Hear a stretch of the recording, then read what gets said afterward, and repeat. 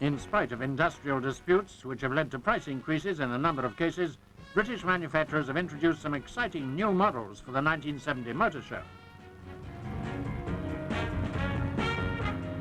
Ever-increasing costs, both in Britain and on the continent, are tending to discourage new ideas in engineering unless they provide greater efficiency or a financial saving. Trends this year include sweeping improvements in suspension, interior ventilation, and safety factors. Britain's certainly come up with some polished products. Vauxhall's new Viva is a good example of refinements that have been made. Two completely new bodies, saloon and estate, give notably more passenger space than their predecessors, and they're more powerful too. Each of the 7 new Vivas incorporate a special safety hydraulic braking system and numerous other features to protect passengers in the event of accident. The coil spring suspension gives a smoother ride over rough ground. The makers say many of the refinements are directly due to special testing of the vehicles on their new 700-acre proving ground.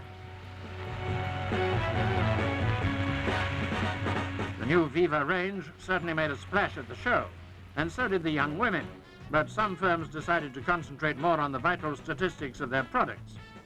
As usual, the show attracted thousands of visitors from all over the world.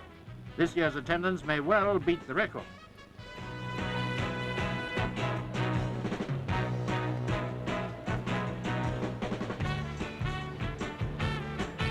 Now another look at the Vauxhall range.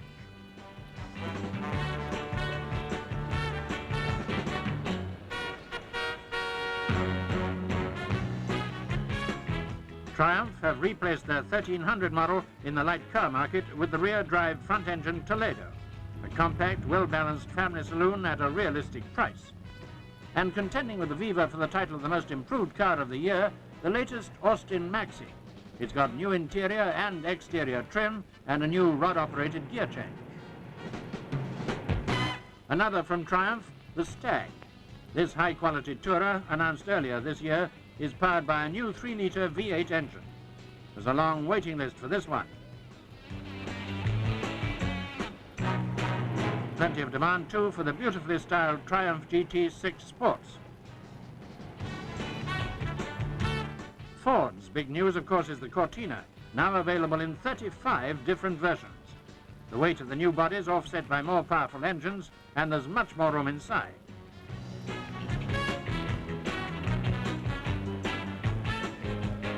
Perhaps the most interesting new British product is the versatile Range Rover. The cross-country abilities of this remarkable vehicle have to be experienced to be believed. On ordinary roads, it has all the comfort and performance of the high-quality Rover saloons.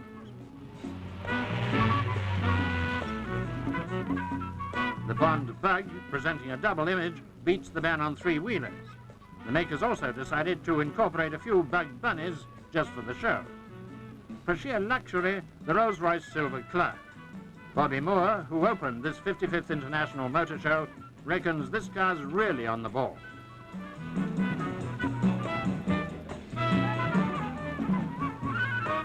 Jack Brabham was fascinated by Vauxhall's exciting-looking SRV Ideas car.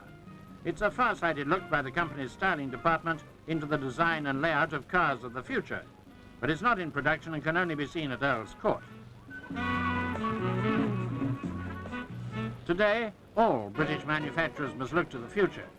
Foreign car makers are pretty busy blowing their own trumpets. They've been selling more and more cars in Britain, and last summer, 1 in every 7 cars sold here had been made abroad. But British cars are still in demand in world markets. Export orders worth £136 million were announced when the show opened. That's pretty impressive. But if our manufacturers are to face their growing foreign competition in Britain, they'll need to expand in the home market. Many of the new models at Earl's Court should help them to do just that. Now for a car that's more than held its place on the road for over a decade, and it's still going strong. No other car has ever offered so much versatility and so many original ideas. A front-wheel drive formula that can win international rallies, the acclaim of millions of motorists, and the genuine respect of its competitors. But this great-hearted little car often outlasts its bodywork. Now a firm is offering old Minis a new image. The Yak is built around standard Mini components. It uses a tubular steel chassis and glass fibre body, tough and no risk of corrosion.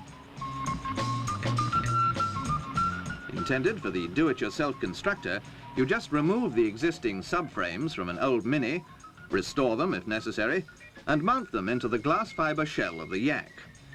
Anchorage points and fixing bolts are exactly the same.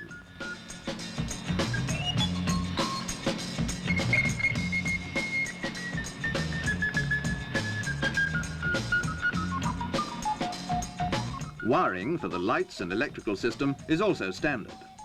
The result is a roomy four-seater that can be used as a safari or estate car for contractors, engineers or farmers.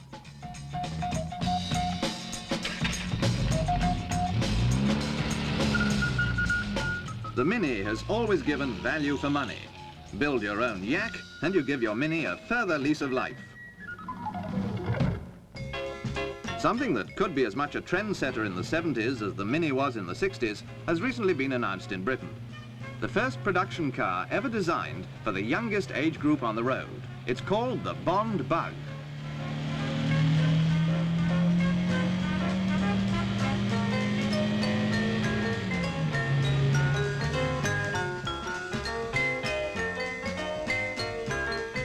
Like the Yak, it features a glass fibre body and the complete canopy opens up to get to the seats and the engine. Top speed 70 miles an hour and the exceptional economy of around 60 miles to the gallon. Luggage space for two behind the rakish chopped-off tail that's reminiscent of a modern racing car. In fact, road holding is tremendous, thanks to the centre of gravity being just right. The body-contoured seats are part of the shell of the vehicle.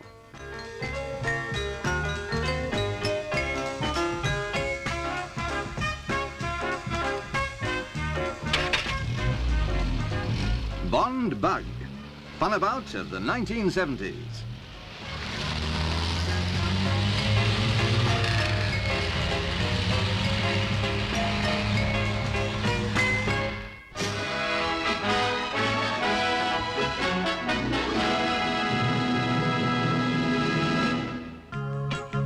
The International Commercial Motor Show in London displays the world of transportation, a world which spends over £300 million a year buying from Britain.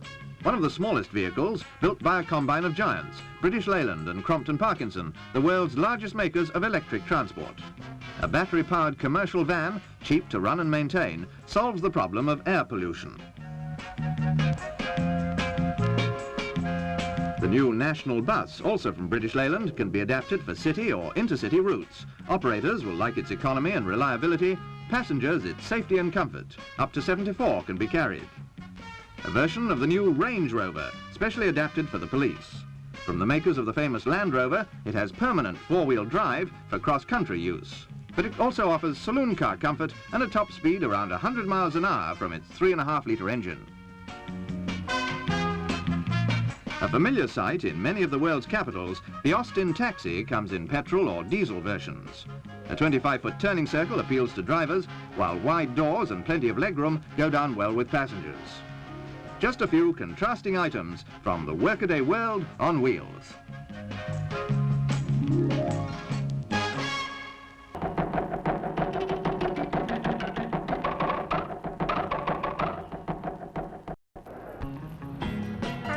With Britain poised to join the common market, this year's motor show at Earl's Court was particularly interesting because of the strong challenge from continental rivals.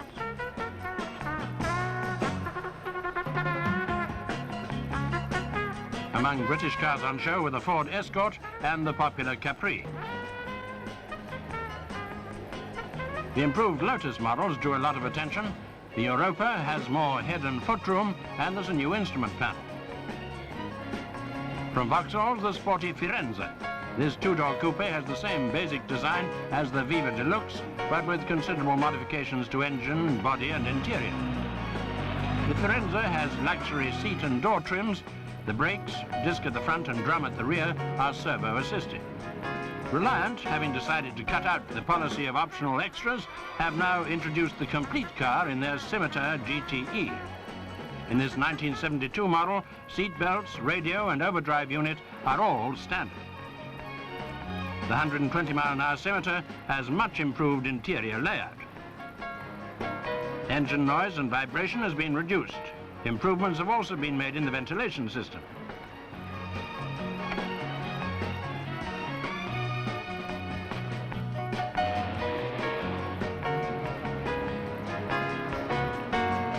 Jensen too offer an improved range of sophisticated models.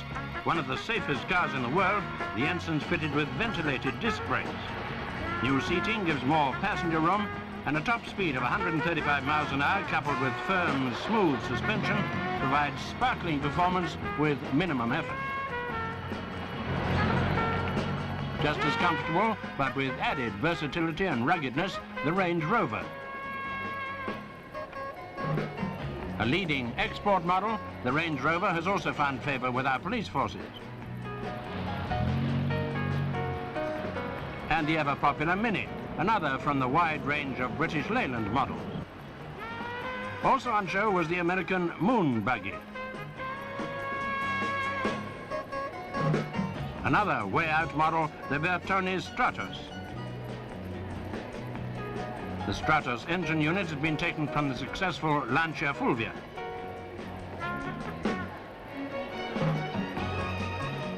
For obvious reasons, the Japanese Honda stand attracted a lot of attention too. There's a lot to be said for the small but roomy 5-seater Fiat 127. The 900cc transverse front engine gives it speeds of up to 87 miles an hour.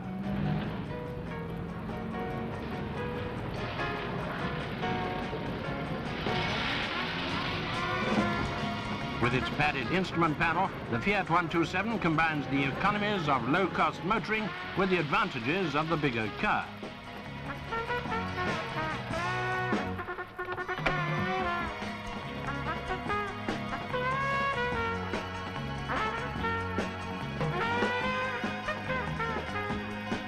And look at that luggage capacity, nearly 13 cubic feet. The Fiat 127 provides the economy necessary to many motorists, but for those who can afford one, the Rolls-Royce remains the one car that will always steal the show.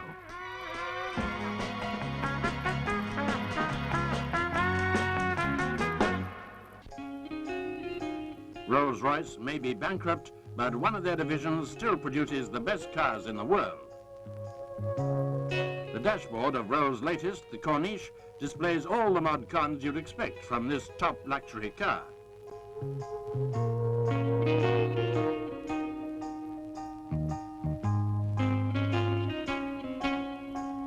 Available as a two-door convertible or a saloon, the 120 miles an hour Corniche can be driven out of the showroom for a mere £13,000. For those who can afford it, the new car, like its predecessors, will get them there quickly, luxuriously, and silently.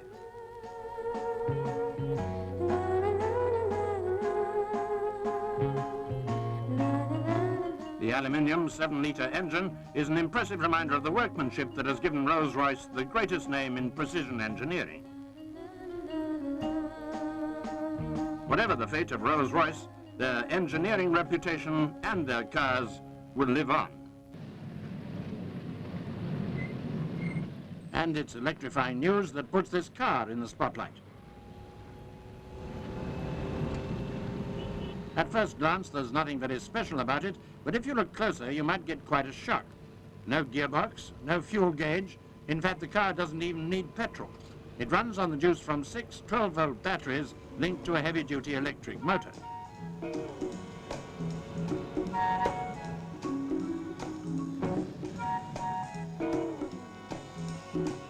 Pete Dunbar's unique conversion, which he calls Baby Zeta, took him 6 months to design and develop.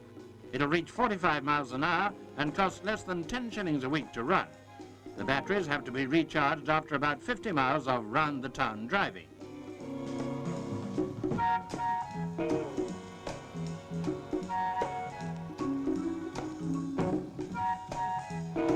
Already, car manufacturers want to build the conversion on a commercial basis, but at the moment, Pete's just not interested in that kind of switch.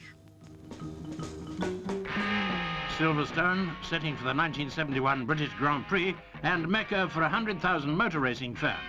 There was a field of 25 top names to fight it out for valuable World Championship points, and with £40,000 prize money, it was our richest Grand Prix ever. John Surtees, 7 times world motorcycle champion and 1964 winner of the World Formula One title. One of the powerful Lotus entries.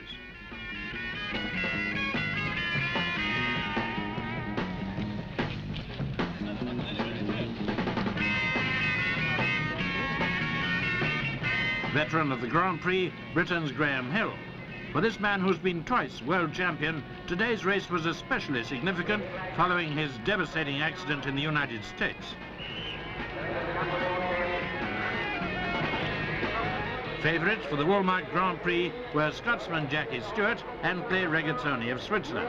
Both had clocked up a scorching average of just under 135 miles an hour in practice to share front grid position.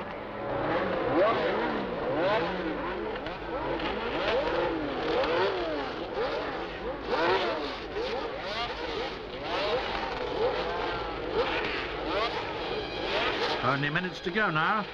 That's Alex Solar-Roig, Tin Shanken of Australia, Clay Regazzoni, New Zealander Dennis Hume, and Graham Hill. In all, there's £500,000 worth of machinery entered for this grueling 200-mile event.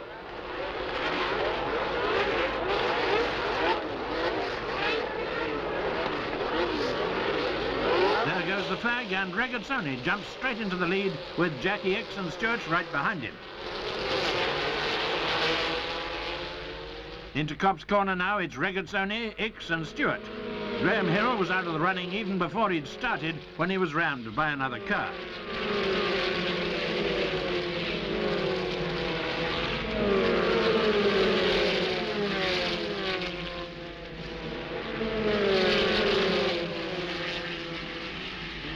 Around Beckett Corner, it's still Regazzoni and Ickx, but Stewart's already moving up in a bid to pass.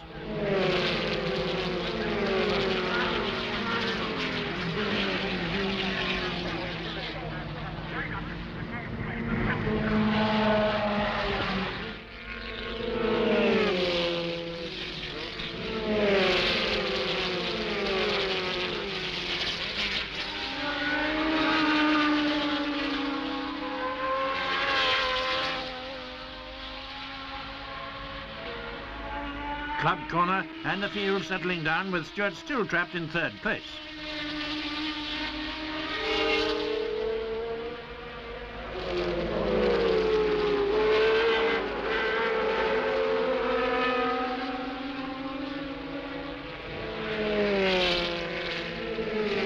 Now Stewart's Tyrrell Ford snaking along only feet behind Regazzoni after slipping past Ickx a lap earlier. The Flying Scotsman went to the front minutes later. In the 6th lap, he set up a new track record with an incredible 1 minute 20.3 seconds.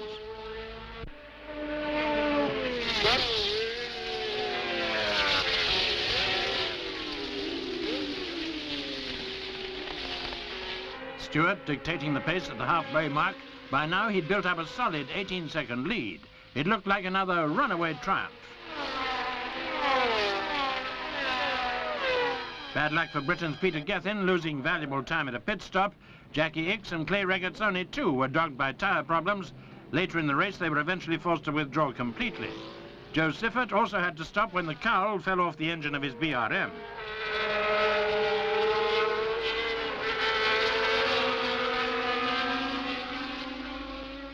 That's the turbine-powered Lotus entry with David Walker at the wheel.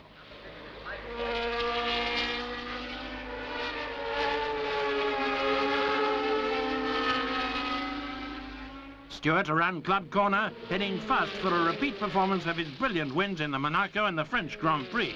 He was completely outdriving the opposition.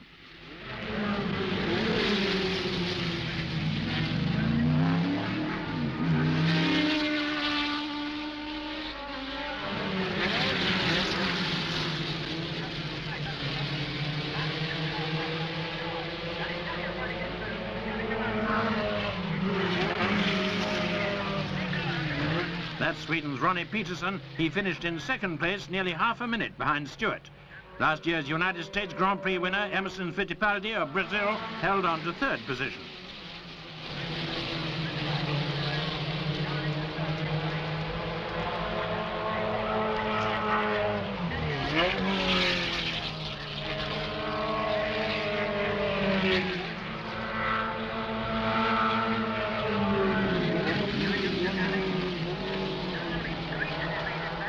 And Stewart, all alone, passed the finish in just over 1 hour and 31 minutes. A truly convincing demonstration by a champion in top form. These tumultuous scenes are certainly nothing new to Stewart. He's won 4 out of 6 Grand Prix events already this season. And with a lead of more than 20 points, it looks as though this canny Scot will once again win the World Championship.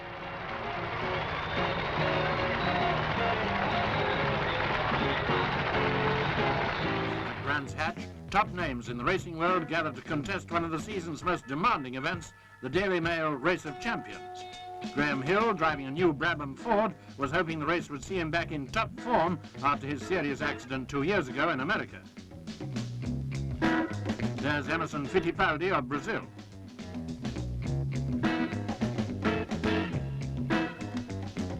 Mechanics, gambling on finer conditions later in the day, scrambled to fit dry weather tyres to some of the cars minutes before the start, a decision that certainly paid dividends. Stewart showed his championship form right from the start, heading New Zealander Danny Hume and Regazzoni into the first corner.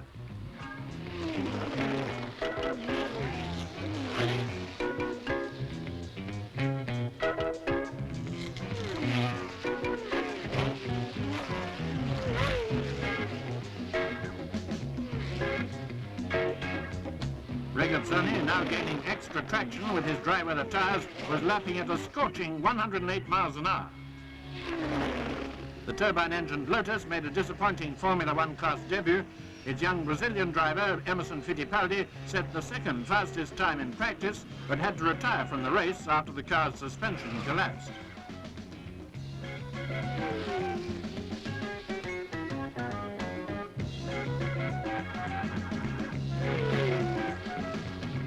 Regazzoni, in his 12-cylinder Ferrari, swept home an easy winner from Jackie Stewart. A well-earned trophy for 30-year-old Clay Regazzoni, the undisputed champion of champions. At the 1971 Racing Car Show, apart from Formula One cars which were scorching up the tracks last season, there are 38 new racing sports models on show, all on sale to the public. The Royale RP8, one of the range of new Formula Atlantic cars making their debut here. Trojan introduced 2 new models, a Group 7 Can-Am car and a McLaren M18. The exciting new Minibug is one of the many fun cars.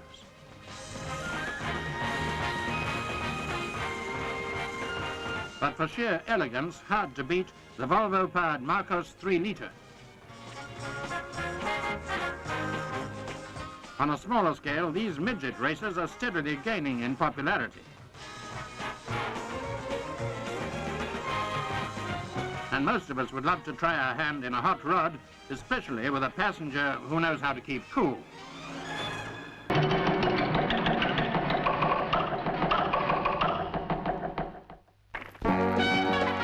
The London Motor Show in 1972 and the annual pilgrimage to see the car manufacturer's latest offerings. The new Jaguar, for instance, star of the show, and the only 12-cylinder, 4-door production car in the world. The stylish body goes without saying. Even the experts could not fault the fine lines and smooth finish, nor the exterior and interior trim, European and British. Then there's the pneumatic soft seating of the models of every kind. The basic menu, of course, remains unchanged.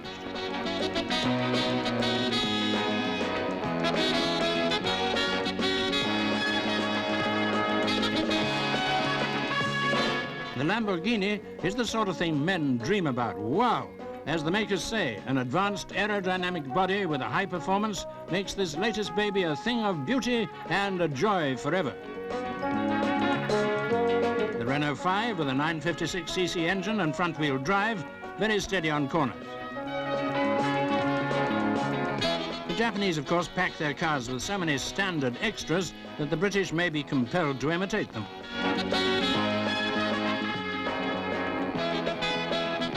The Beetle goes on forever. But not if Lord Stokes has anything to say about it. The Triumph 2500, the Toledo, the Marina Estate, the Wolseley 6, the Rover 3.5 V8, the all-purpose go-anywhere Range Rover, and the Rolls-Royce 120 miles an hour Corniche with new front suspension. The Lotus Europa Special, one of the few topless models, the Jensen Healey Sports. Fords take off into space with the new Consul and Granada Estates. There's a load space for 77.4 cubic feet when the rear seat's folded down.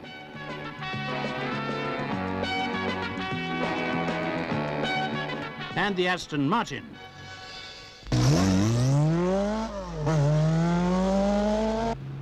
Still among the fastest production cars in the world.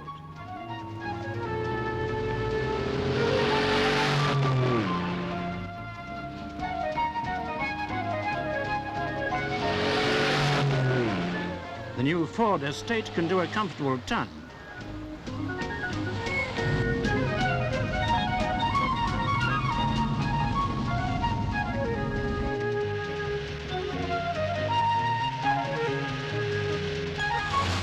The Jensen Healey Sports reaches a speed of 120 miles an hour with a light alloy engine weighing only 275 pounds.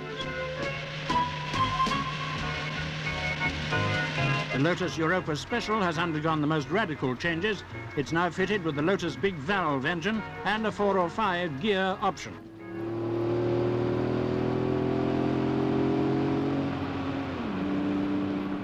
But perhaps the most advanced car of all, looking far into the past, is Roland Emmett's Emmett Mobile. Automotive breakthroughs include an anti-pollution, flower-scented exhaust, specially designed for the enjoyment of butterflies and bees, and filling the air with that all-the-year-round feeling of spring. Congestion is reduced to nil since the machine never moves from the spot. An angel spreads her wings and blows a trumpet. The sausage barbecue is a standard fitment. Finally, decanter fog lamps charged with ready-made spirit dispense perpetual good cheer. The International Round Britain Rally, this year a record 191 cars set out from York with 2,000 grueling miles ahead. Number 1, Stig Blomqvist in a Saab, flagged away by the mayor. Number 2, Harry Karlstrom in a Lancia. Britain's Roger Clark in a Ford Escort. Number 15, Timo Mäkinen, another Ford Escort. Number 27, Eva Heinonen in a Volvo with navigator Elizabeth Krellin. Number 28, Brian Kulcheth in a Morris Marina. Stig Blomqvist aiming to repeat last year's win. To the normal hazards of the rally, sleet and driving rain turned the roads into a quagmire.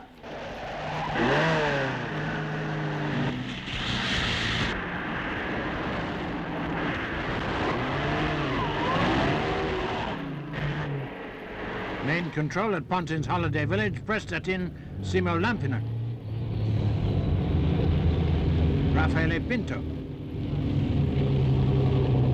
Number 18, Tony Fall in a Datsun. On through Wales. Hakan Lindberg away, number 6, Rano Altonen.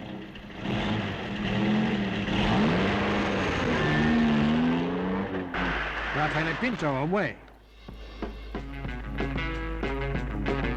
When the rally reaches the Severn Bridge and the Ors checkpoint, Britain's Roger Clark has already established a lead over Blomqvist. When asked about his tactics to keep ahead, he said, "Drive like hell."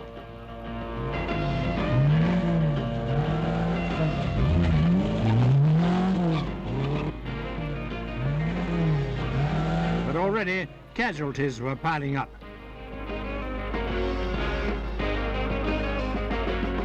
Mary Slim in for a check-over.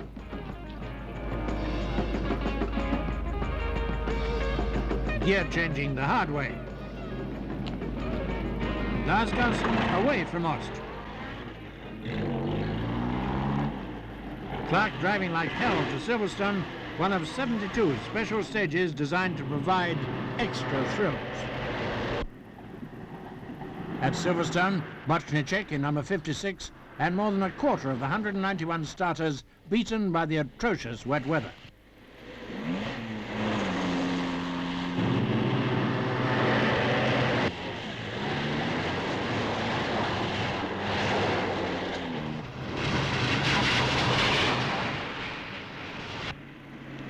The special stage at Sutton Park provides some really tight cornering.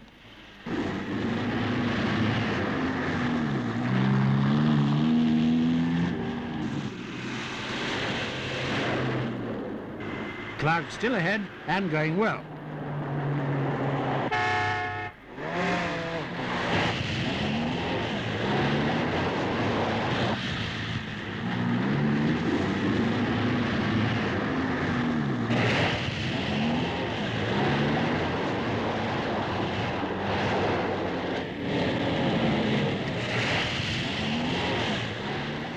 Gunther Younger nearly breaks the bank. Marcus Aristo in a Skoda. Second day, Castle Howard and driving hard for Scotland with 40 more special stages before returning to York.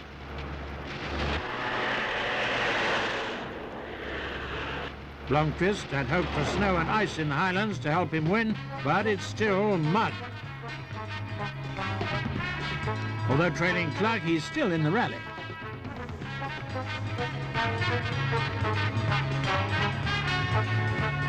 Clark, over 4 minutes ahead, is feeling great. This time he's sure he's going to win.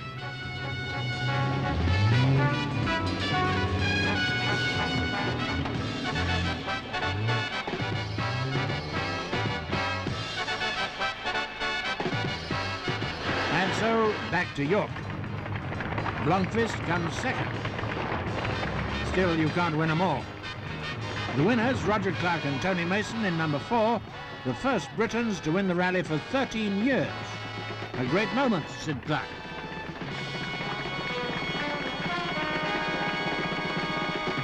The Highway Leviathan's own special exhibition at Earl's Court, the commercial motor show. Getting into gear with Ford and a new 8-speed all-synchromesh gearbox. It's the long-distance man that gets special treatment from British Leyland. While the driver's mate takes it easy, the all-electric gadgets go to work. If the strain of operating all those push-button controls becomes too much for them, the crew can always freshen up in the built-in sync unit. And if that isn't enough, they can enjoy a pleasant kip in the cab.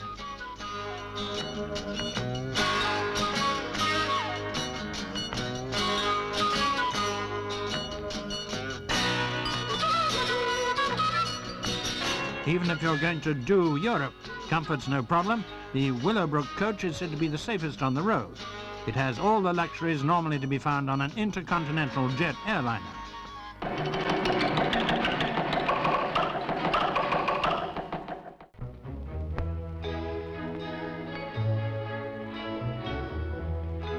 Let's drive into the 1973 Motor Show at Earl's Court. The window dressing, more or less, is as before.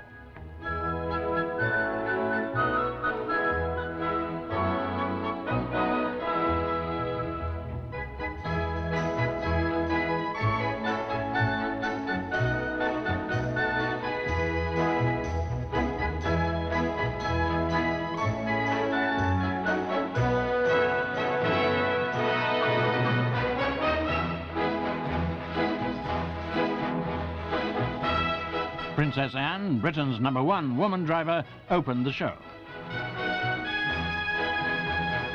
She exchanged safe driving tips with retiring Grand Prix champion Jackie Stewart and team manager Ken Tyrrell. Here's the executive Cortina.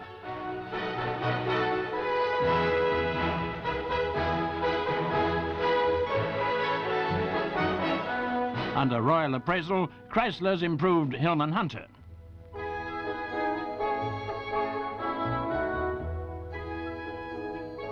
Also from Chrysler, Australia, there's the Valiant Charger with a high-performance V8 engine. But the amber warning light at the motor show is the ever-increasing number of imported foreign cars. 368,000 in the first 9 months of this year, compared with 299,000 in the same period last year, 30% of the British market. The DAF Marathon Estate 1300.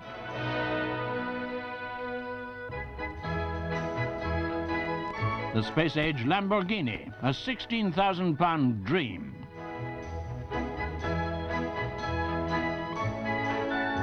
The Maserati Merak at 7,000 pounds, described as for the deserving poor. And the Ferrari Boxer sails booming at 15,000 pounds. And from the sublime to Leyland's dream for a petrol-rationed future, the Minissima shopping car. The Japanese and the Russians are among leading contenders for the British market. The uprated MG V8 with a top speed of 124 miles an hour. Lord Stokes' answer to the foreign invasion is that our cars are as good as any in the world and our spares more readily available. The Triumph 1500. The Triumph Stag. The Jaguar XJ12, still the favorite car for the man who's going places.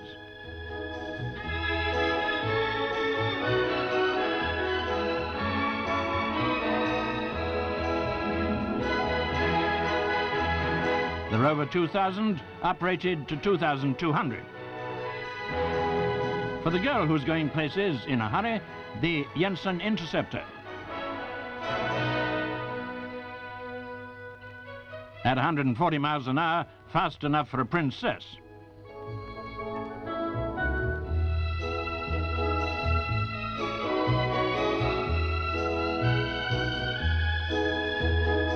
The Lotus Europa.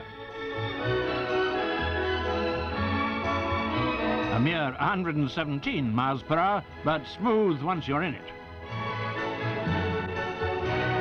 And the Rolls Phantom, for the girl who's arrived, will last forever. The car, that is. And the Rolls-Royce Corniche convertible. To say it's improved is like saying whiter than white. But as the Japanese might say of all British cars, very nice work, if you can get it.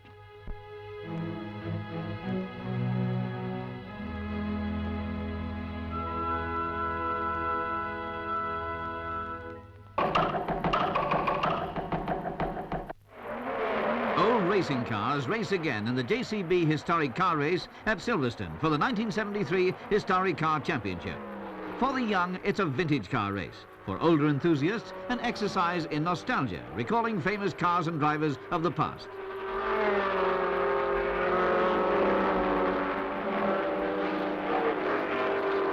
Earl Howe briefs his drivers before the Grand Prix at Silverstone in 1948. That's when the wartime bomber training airfield became one of only 2 official motor racing circuits in the British Isles. And they're off.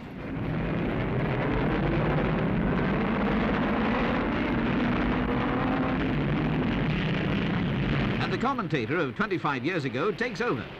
The race was run over the flat airfield circuit.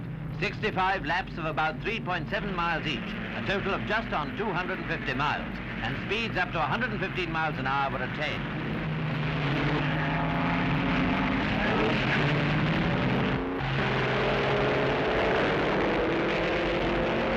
High speed on the course was matched by snappy work and great excitement in the pits, but there was a bigger thrill in store. Ansel, driving an ERA, number 22, was fairly stepping on it, but he made a miscalculation at Maggott's Corner, one of the many sharp turns, and there he goes. Eventually, Villaresi won by 14 seconds from Ascari at an average speed of 72.28, and that's surely worth a wreath of laurels. It's a point of interest that the speeds in those far-off days were only 15 miles per hour slower than those achieved by the record holders of today. Then as now, motor racing was dangerous.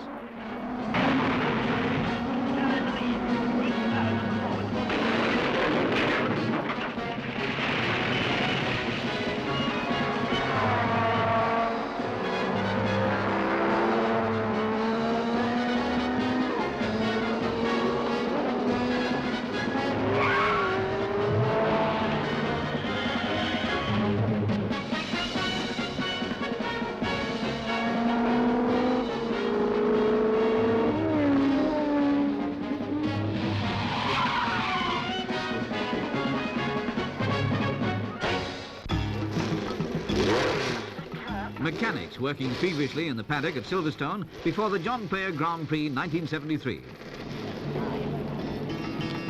Graham Hill's Embassy Shadow Ford making its British debut. John Player specials of Ronnie Peterson and Emerson Fittipaldi. Denny Hulme, Team Yardley McLaren. Peter Revson driving his Yardley McLaren Ford out of the paddock.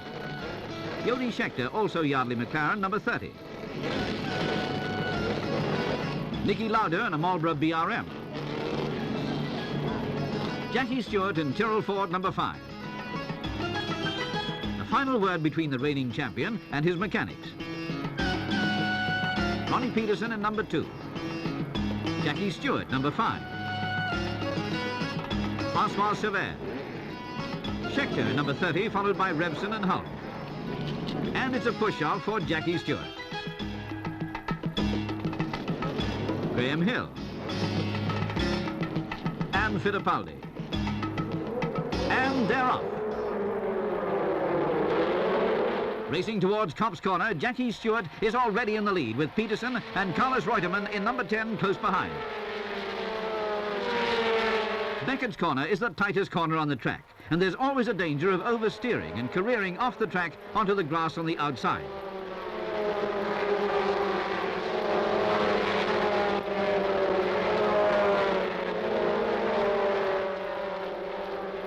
Club Corner, and Stewart still in the lead, followed by number 2, Peterson, and number 10, Reutemann.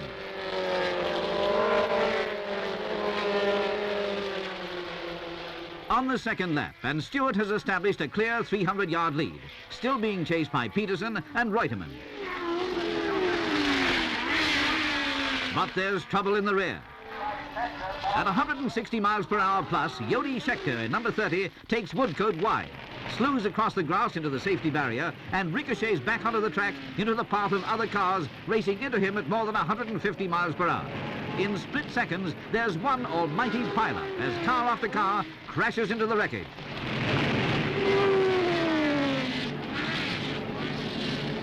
Marshals flag down other cars still speeding unawares around Woodcote towards the danger zone.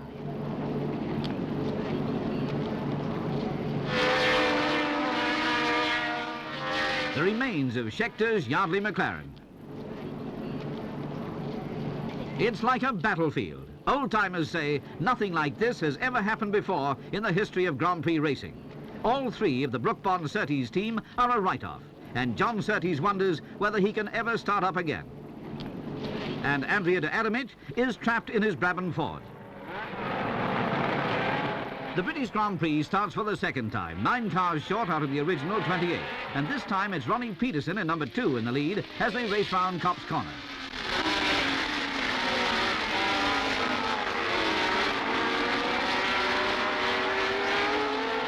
Beckett's Corner with Peterson holding on to the lead.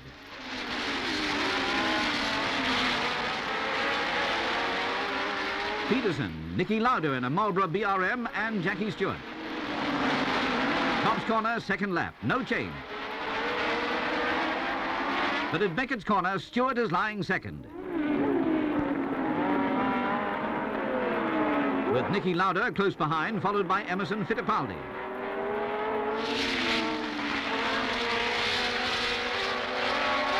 Peterson, Stewart, Lauda, Fittipaldi, Denny Hulme, and Peter Revson. But on the 6th lap, Stewart drops back to 13th place after spinning at Stowe, trying to overtake Peterson.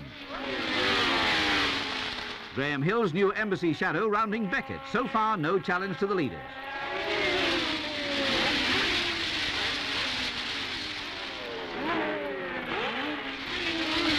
And next time round at Beckett's, Graham's in trouble, and it looks like he's out of the race.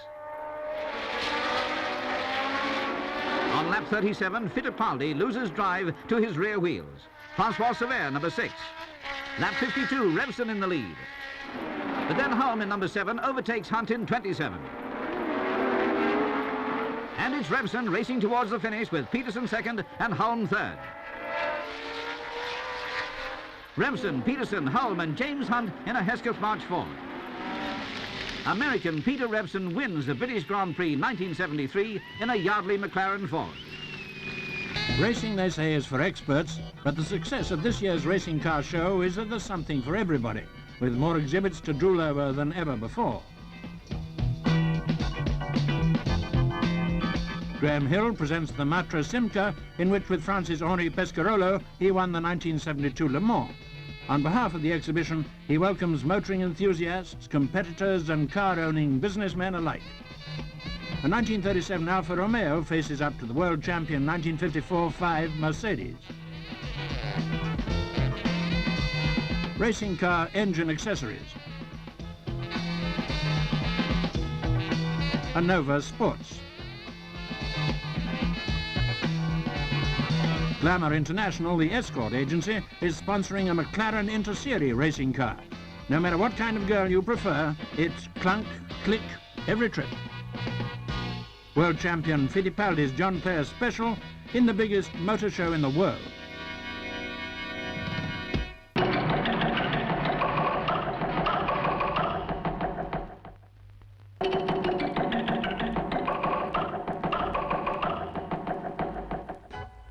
All wheels make for the 1974 Motor Show.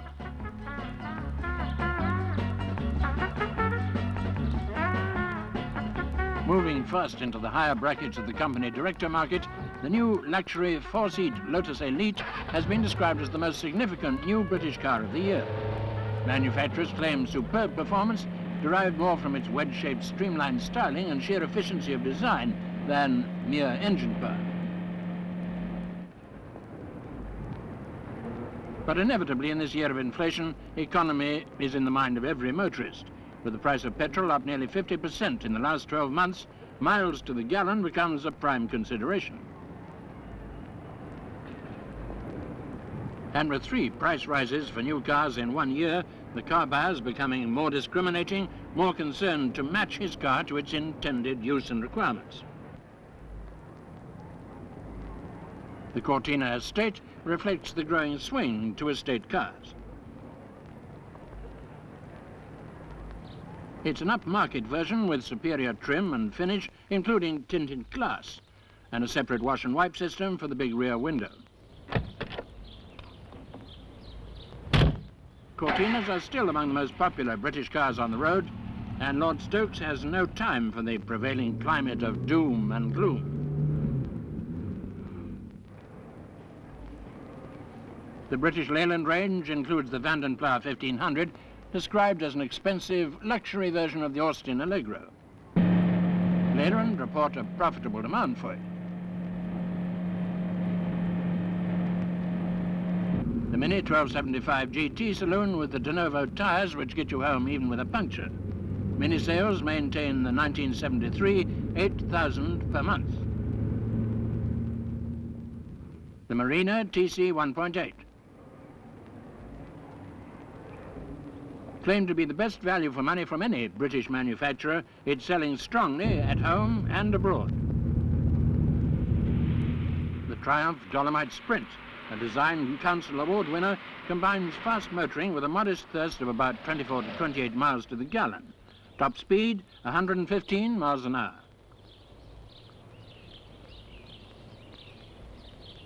The Triumph 2500 TC Saloon. Introduced earlier this year, its test MPG performance has been classed as modest. It's been specially designed for greater fuel economy.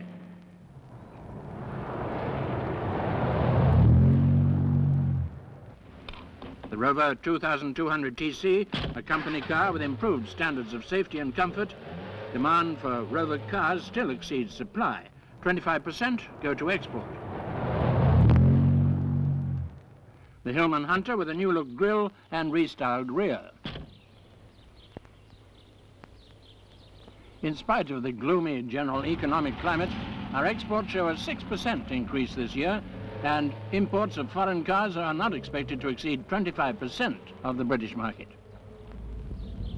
There's a drop of 20% in the home market, but British manufacturers remain optimistic. They advise buy British for value for money.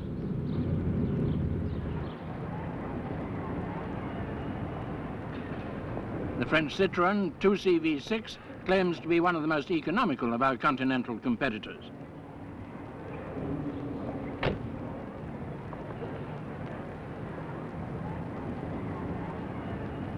The special virtues claimed for the Japanese Mazda are first-class quality and finish, easy driving at high speeds, and general high performance.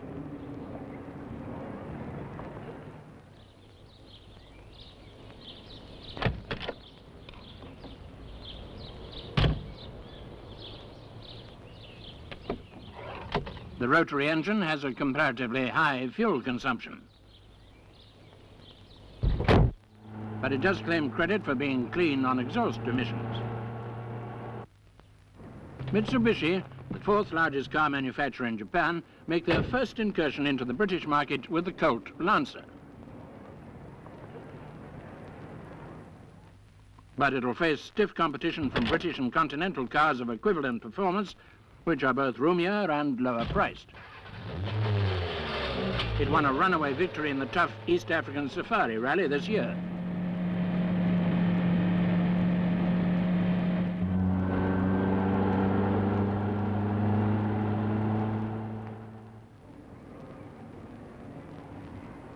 Aston Martin's big and beautiful new Lagonda is definitely not for the masses.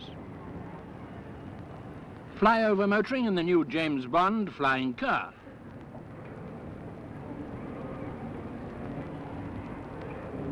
British Leyland's experimental safety car aims at reducing the tragic toll of death and injury on the roads, with safety bumper and automatic security seatbelt attached to the door.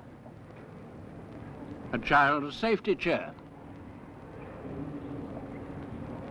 Somehow, whatever happens to the economy, there always seems to be a waiting list for the real luxury cars. If you can't afford it, the company can't afford not to.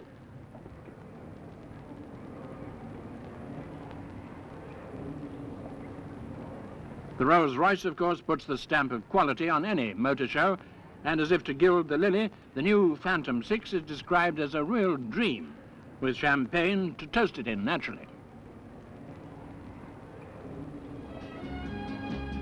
The best thing about a dream is the price doesn't matter.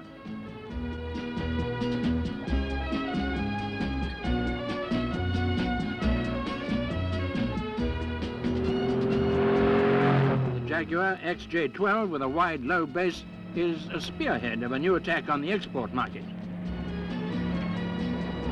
This year's show demonstrates the continuing progress of the British motor industry despite the temporary fall-off in sales.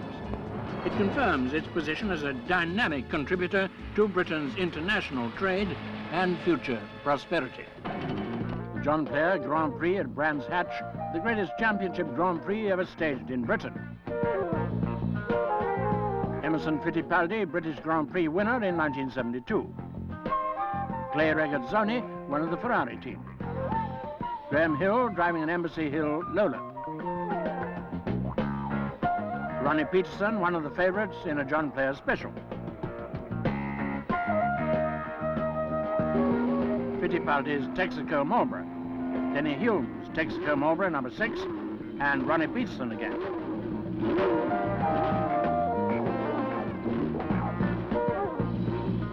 Niki Lauda's Ferrari is in the pole position. South African Jody Scheckter in a Tyrrell Ford. British hope James Hunt in a Hesketh. Peterson with Lauda in front, and they're off. Last away, Guy Edwards in his Embassy Hill Lola. Niki Lauda leads from the start, pulling away remorselessly from Scheckter and Regazzoni.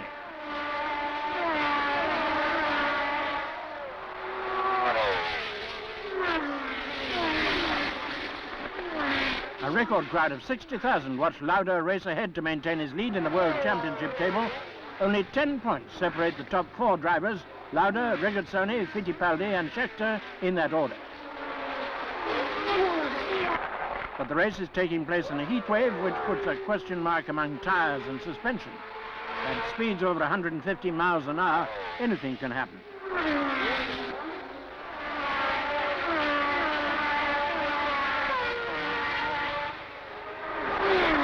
François Migaud in a BRM. Carlos Reutemann followed by Fittipaldi. Denny Hume.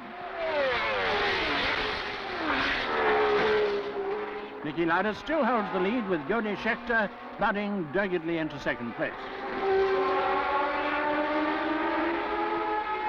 Graham Hill so far nowhere. In the destructive heat, it's the most hotly contested British Grand Prix for years. Lauda still leading. It's Ferrari's best year for more than a decade.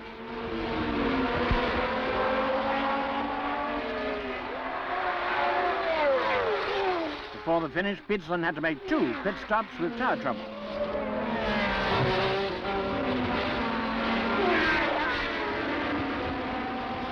Carlos Reutemann in trouble. And he nearly takes the mechanic with him.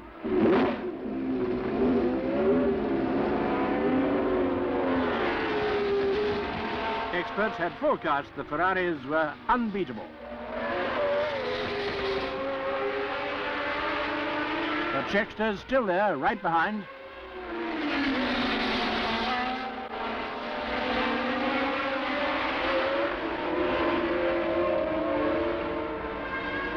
And now Lauda's in trouble. Five laps from the end and Scheckter moves up to overtake him.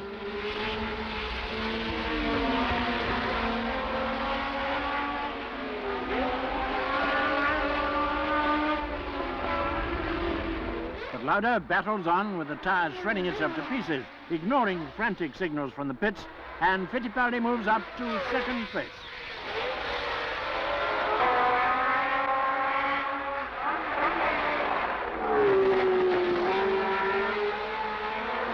So after holding the lead for 70 laps, it's the end for Lauda.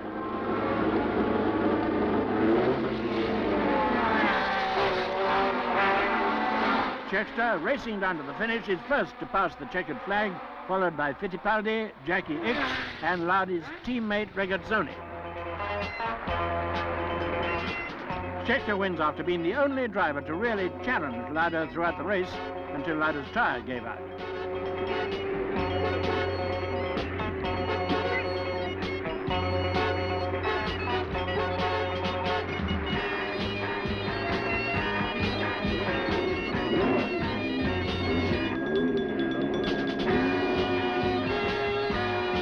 South African driver now ties with Regazzoni in third place in the championship table, with Fittipaldi leading 1 point ahead of Lauda.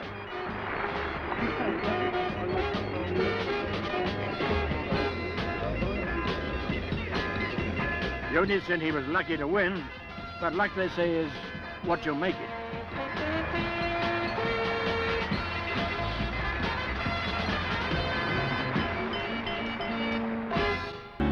We're not sure which models the crowds have come to see at this year's commercial motor show in London's Olympia, but all the old names are well represented, with bright new ideas and vehicles.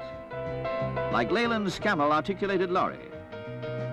The MPO transcontinental vehicle is almost futuristic in design. Notice the unusual central driving seat. The cab is air-conditioned, has automatic transmission, and even navigation aids. Each year they get bigger and better. Bedford's TM, one of the glamour models among the heavies. Yes, that's a retractable gear stick. Bedford's extra-width H-cab. 2 berth bunks with radio, reading lamp and wardrobe. As always, Leyland are well to the fore. An airfield crash truck complete with foam gun. Leyland's Lifeliner, an ambulance with a difference, designed to narrow the gap between a casualty area and a hospital. Home and overseas civil authorities have shown a keen interest already in this lifesaver.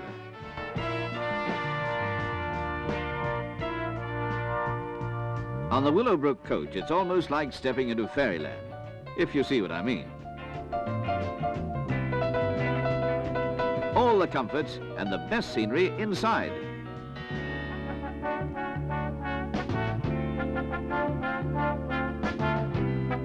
And everybody wants to sit up front with the driver.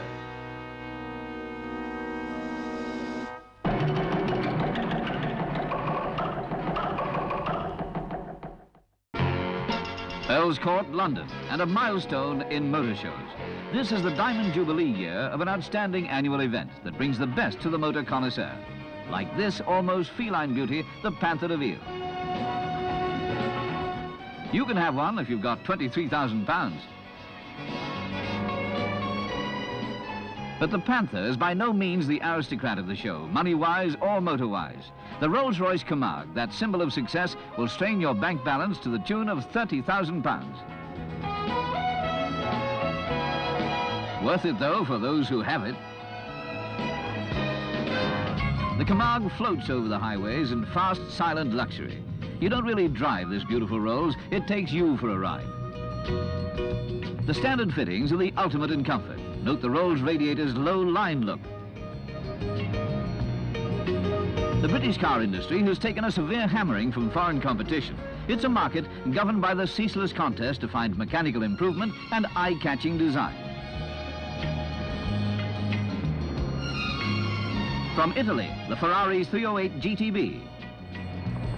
Germany's newest BMW.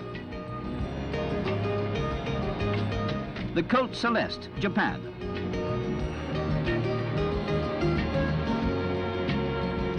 Purring with Mediterranean sunshine, the sleek Lamborghini. They remembered the emotional extras. The British firm of Leyland have always been to the fore. The Triumph TR7 two-seater sports. Leyland are going all out in the battle of car production, having perhaps the largest range of cars in the world.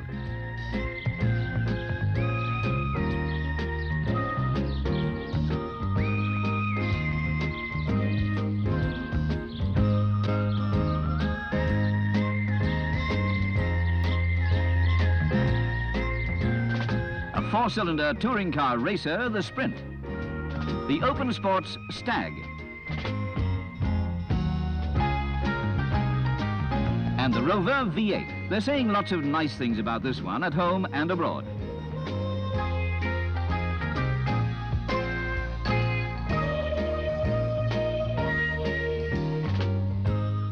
Also from the Leyland stable, packing lots of horsepower, the MG V8, a dollar-spinning sports model. The dashing Marinas, including the roomy estate version. And the Allegro estate, rated among the 5 top-selling cars in Britain.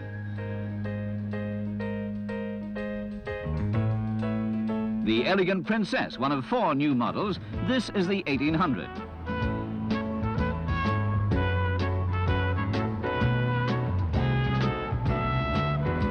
The new Scimitar GTE, long, wide and handsome. The traditional 3-wheeler firm of Reliant have produced a little glass fiber 4-wheeler that they say will make drivers purr. The Kitten. And certainly its fuel consumption alone might do just that, 60 miles to the gallon. It's the first British small car design in a decade. The Kitten has a turning circle, the makers claim, that will leave a London taxi flat-footed.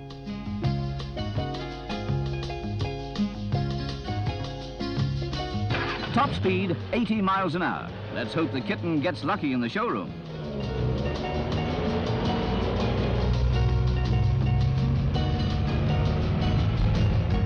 It's a topsy-turvy world. Built in France, the British-designed Alpine S is one of Chrysler's new models. It's based on the Simca 1307.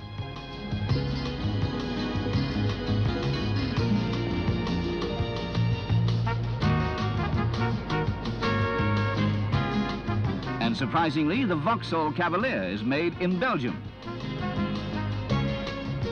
One of those electric cars periodically promised has surfaced again at this year's show. It's the almost soundless Lucas Electric Taxi. Nobody takes electric cars too seriously yet, but their time is surely coming. For the sake of our noise-shattered nerves, let's pray for the day.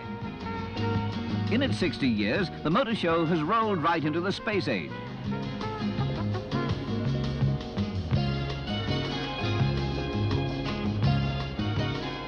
The glamour girl who'll really take your breath away at Earl's Court is the shiny, sleek and sophisticated Jaguar XJS.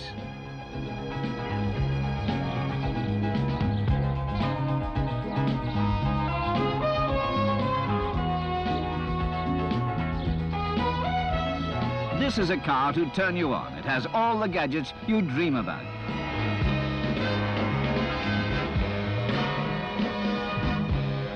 Powered by a V12 5.3-litre engine, it can take you from A to B at 150 miles an hour, if you're in that sort of mood.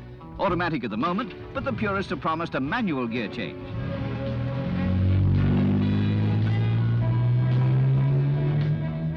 Meanwhile, just sit back and relax.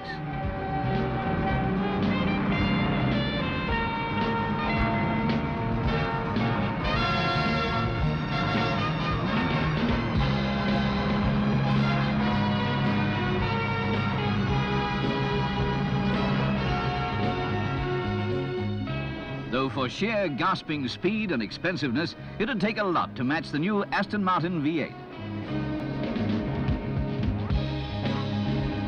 They say the car as a sex symbol went out with the 60s. Well, it's back, and this is it.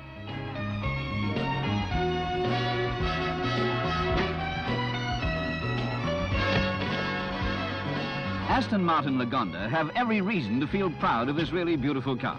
Its vital statistics are impressive. But to bring this aristocrat home to the family, you need the basic price of about £11,000.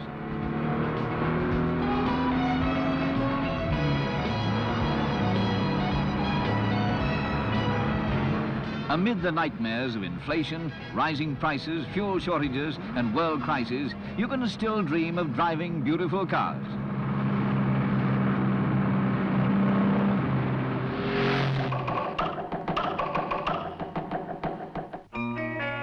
Silverstone, the day of the British Grand Prix, round 10 of the 1975 World Championship.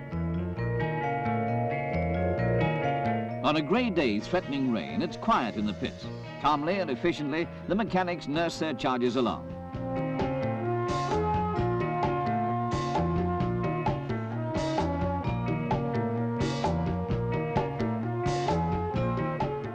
This new speedster comes from the stables of Lord Hesketh, already victorious in the Dutch Grand Prix.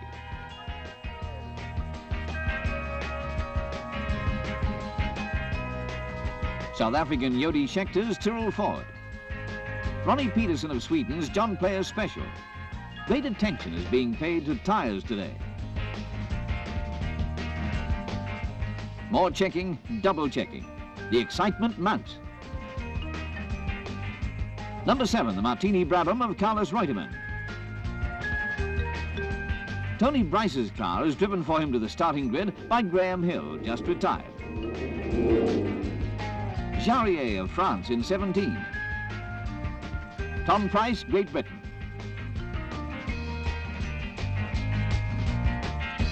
Hesketh driver James Hunt. The reigning champion Emerson Fittipaldi. He's driving a Texaco Marlboro McLaren. Italian ace Clay Riccatoni, Ferrari.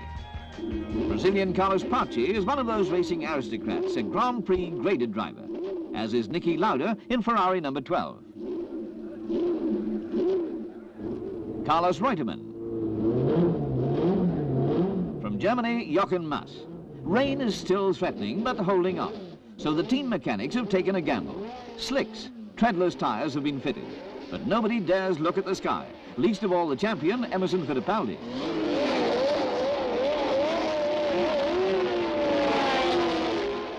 And the British Grand Prix is underway.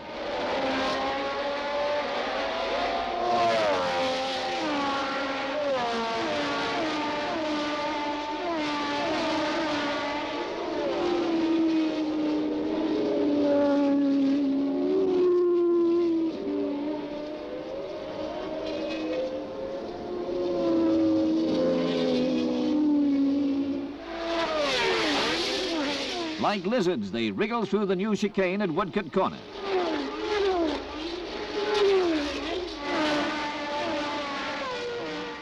But rain on parts of the circuit is driving them into the pits for tyre changes.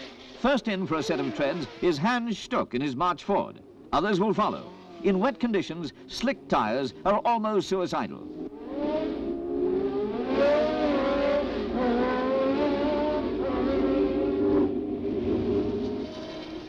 Carlos Prix screams through Beckett.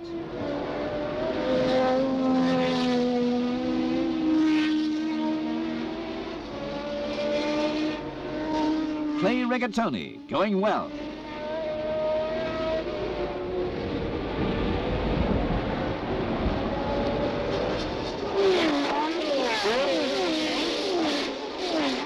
That chicane again, doing what it's designed for in the interest of spectator safety, to slow them down at this point to 100 miles an hour.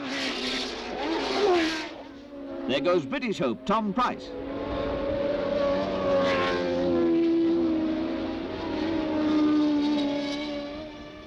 Fittipaldi.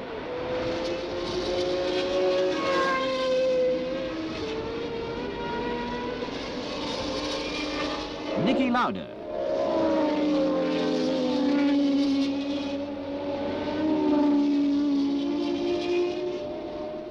Jody Scheckter.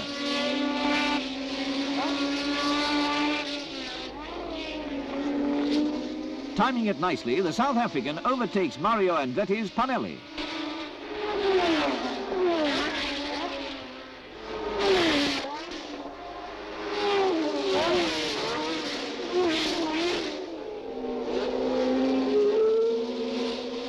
The weather changes. Suddenly, treaded tyres are keeping speed down. So it's into the pits again for those smooth-faced slicks. The cars pull in.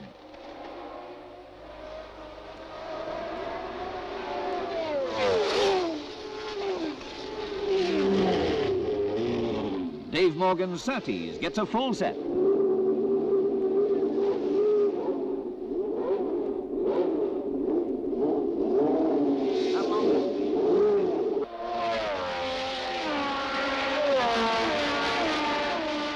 Jody Scheckter again.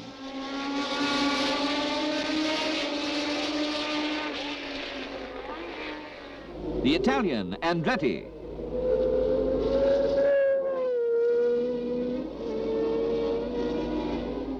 Fittipaldi is leading the field. And that can mean only one thing.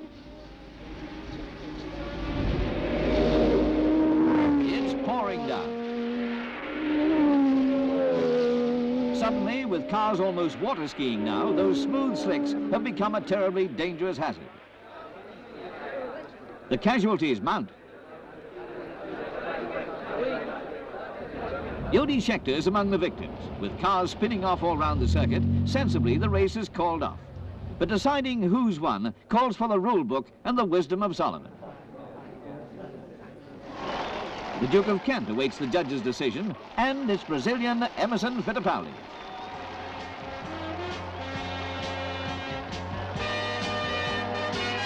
And rightly so, everyone agreed. He completed 56 laps out of 67 before the rains came at an average speed of 120 miles per hour. Second place, Carlos Prix. Third, Jody Scheckter.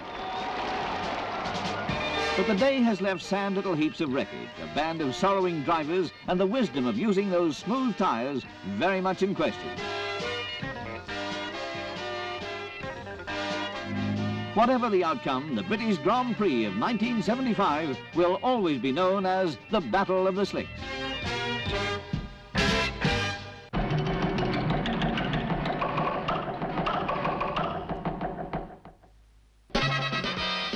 The Motor Show, the Royal Academy of Motor Car Design, with the sparkle of chrome and a little razzmatazz thrown in. Posing like a Hollywood starlet, the Chrysler Alpine, price just over £3,000.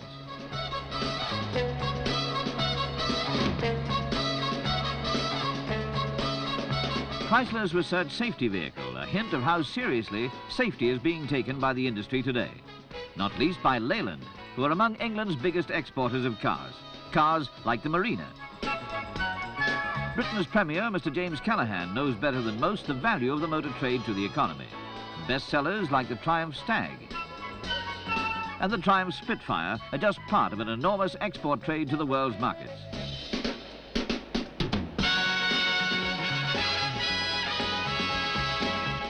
The popular MG Midget and the mighty Jaguar XJ 3.4. The Prime Minister pays respect to the mighty Mini. They can never be overlooked. Frequently, they steal the show. The Jaguar XJS is good value at £10,500, and soccer stars George Best and Rodney Marsh can afford that sort of money.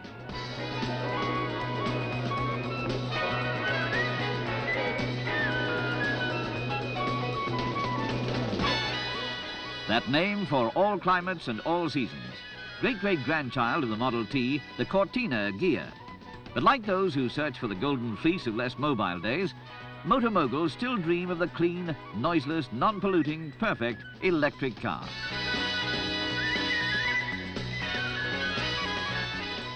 Fiat of Italy. The foreign invasion, as usual, is formidable. Names that mean business.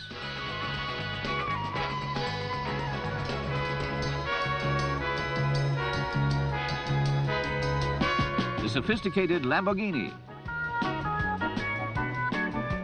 Amid the splendour, a touch of sadness.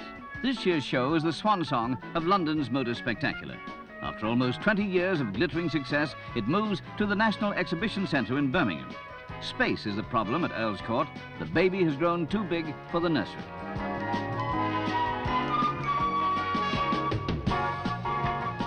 There'll always be plenty of surprises, like General Motors' Banshee. The Lima, £4,500. Get your paws on a panther, says the publicity blurb. Who wouldn't want to do exactly that? But before you rush out waving your checkbook, the Panther de Ville is expensive.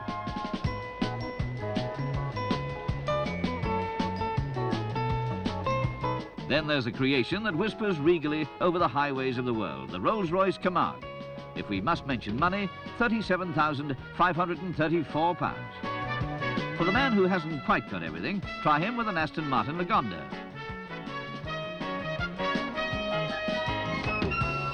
The Lagonda's speed is as exciting as the electronic dashboard, 140 miles an hour. It makes you sigh for the days when they puttered along, like this 1900 Renault.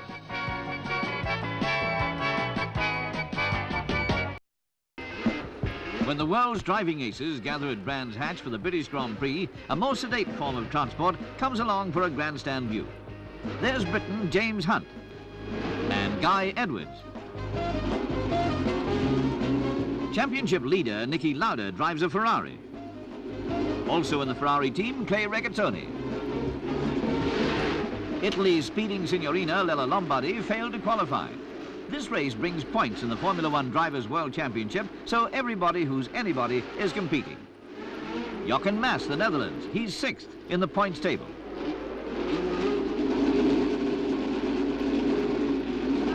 The 6-wheel Tyrrell Ford of Jody Scheckter carries an optional extra, like Ronnie Peterson's March 761.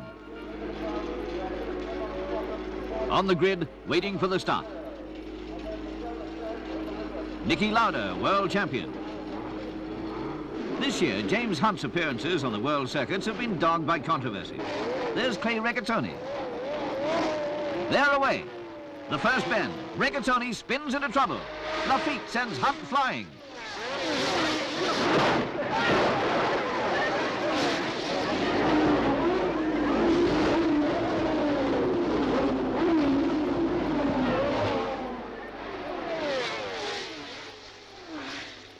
Jacques Lafitte's Matra is hauled out of danger, but the drivers who escaped the pileup are soon flagged down and the race called to a halt. Luckily, nobody's hurt. Back to the grid, and off they go again.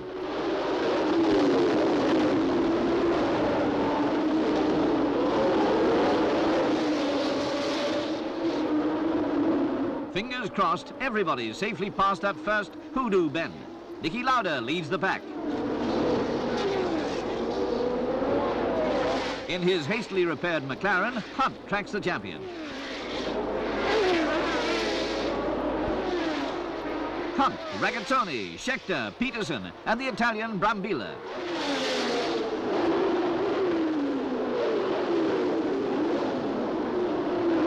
Lauda is plagued by gearbox trouble, but still leads. Into Graham Hill Bend.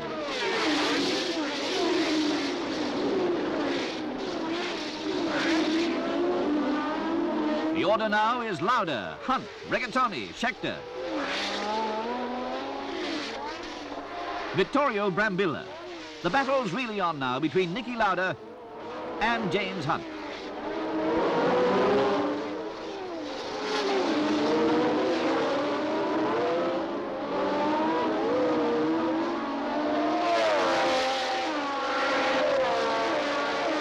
Now Hunt's in front. Lauda slips back to second, but the British driver's on his way home.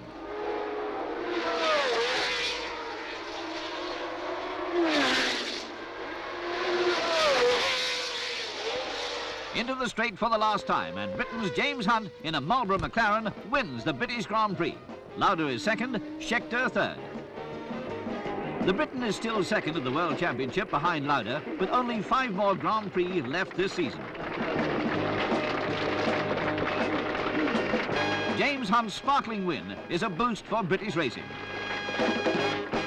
Springing back into the world's racing circuits is a lithe newcomer with exciting possibilities, the 5.3-litre Jag. The announcement by Leyland's that the Jaguar is back in contention after a 20-year avoidance of the racing circuits has come as pleasurable surprise to car racing enthusiasts. And who can deny the big cat is a beauty?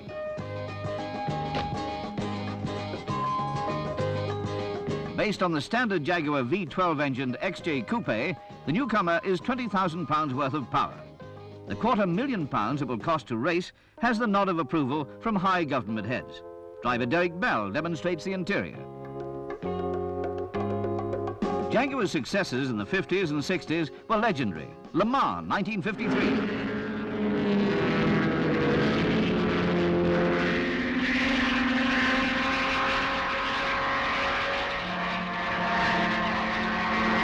The C-Type Jag number 18, which won that year hands down.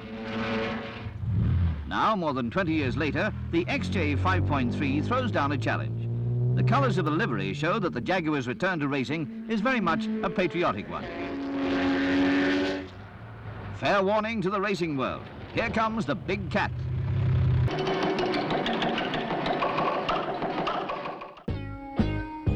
For car lovers, it's the greatest show on earth, the motor fair at London's Earl's Court. Almost 50 years old, Malcolm Campbell's Bluebird is a breath of the past. Cars of yesteryear or a new set of wheels for you or the kids. It's the cash and carry of the motoring industry, and fun for all the family. One of the 50,000 motor buffs who crowded into Earl's Court is Sterling Moss. This £5 million spectacular has drawn crowds and checkbooks from all parts of the globe.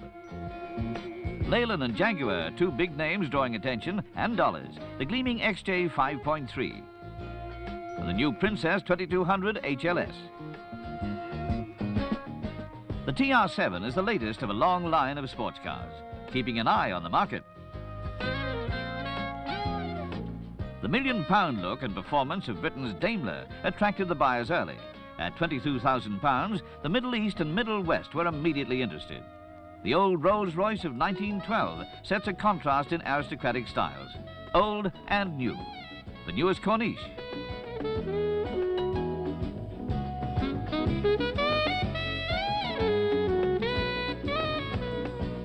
As somebody once remarked of this superb motor car, it needs no words. Rolls-Royce says it all.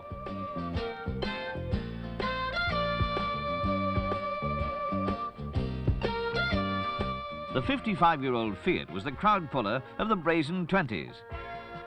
Its modern 2-seater counterpart has that Italian charisma, with or without extras.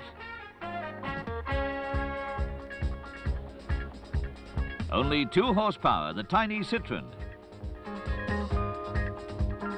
But there's big competition at the motor fair between Britain and the world. Chrysler's little ray of sunshine, the Sunbeam, joins the battle for world markets. Ford offer a pleasing small car with a high-performance 1.3-litre engine, the Fiesta. The sunroof comes off completely and stows away. Ford's Granada L is a beautifully balanced model.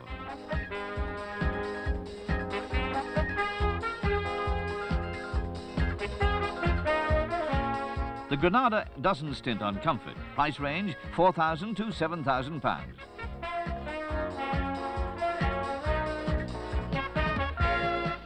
Star of Ford stable, the Cortina.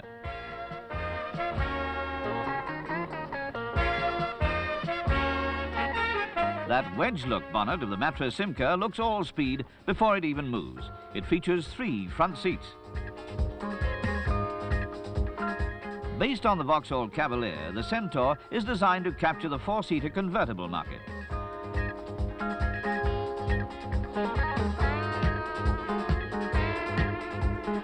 The hidden power of Aston Martin's V8 Vantage is no idle boast.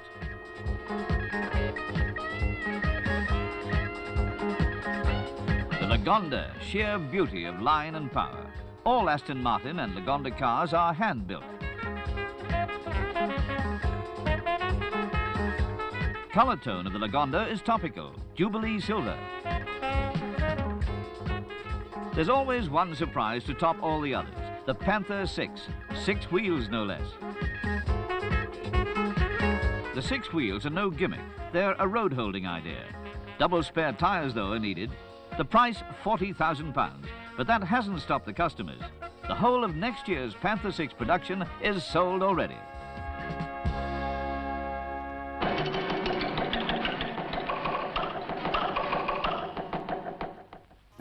The National Exhibition Centre near Birmingham is the new setting for the motor show. For the first time in its 75-year history, the motor show moves out of London, hoping, but not quite sure, that the crowds will follow. Industrial troubles left the Ford stands without a car on display, though later Ford were able to feature some vintage models. Whatever problems beset the motor industry, the new location has proved a great success. Already, attendance records have been broken. New models gleam as brightly as ever. Chrysler's Horizon tempts the family man. A hatchback, it prides itself on all-round visibility.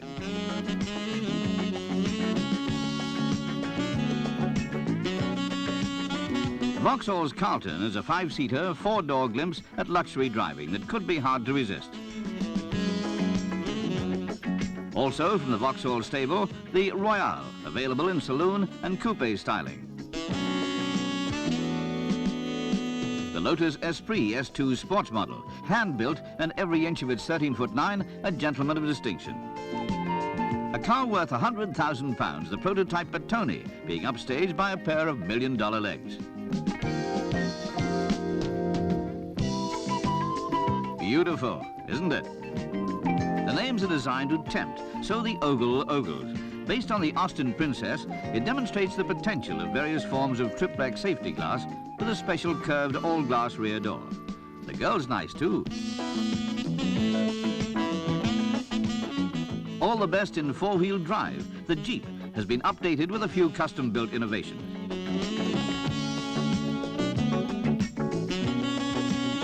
When the BP Build-A-Car competition was launched, Britain's schoolboy geniuses took to it right away. This is the winning entry. Starting today as a mini estate, it transforms itself with a flick here and an adjustment there. Hey presto, a 6-wheeler. But a 6-wheeler born and bred, the Panther 6, a 2-door convertible with an aluminium coach-built body.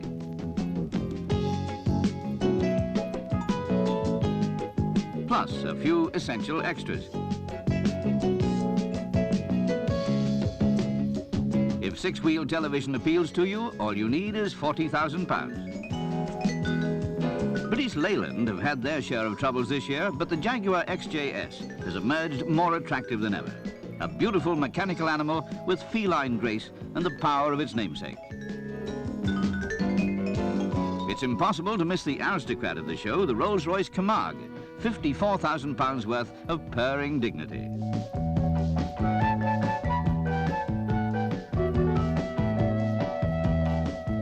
Distributors of the Porsche 928 say it can reach a speed of 143 miles an hour, and who can doubt them? It's been voted the car of the year.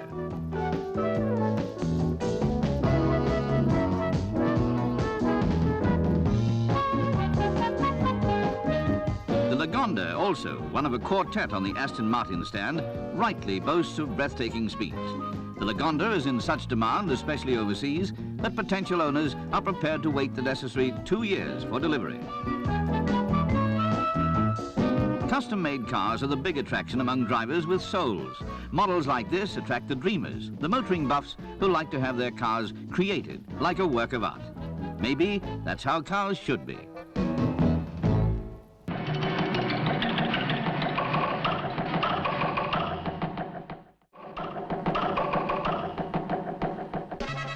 Gleaming chrome greets the faithful at the Custom Car Show in London's Alexandra Palace.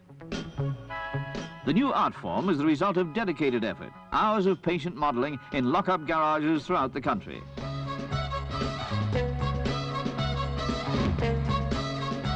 There are no formulas in fashioning a custom-built car. The artist follows his desires.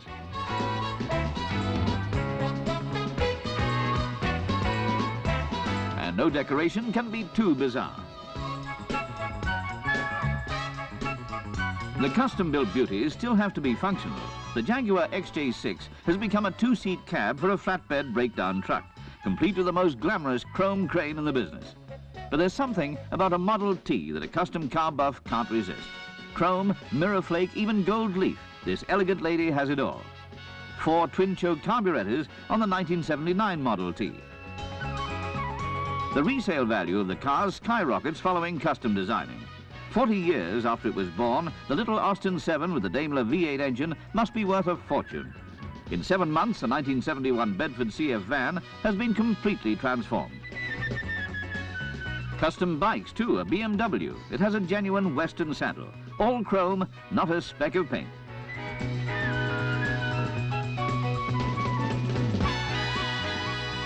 A Honda 750, the ultimate motorcycle tourer. Another cozy bike built for 3.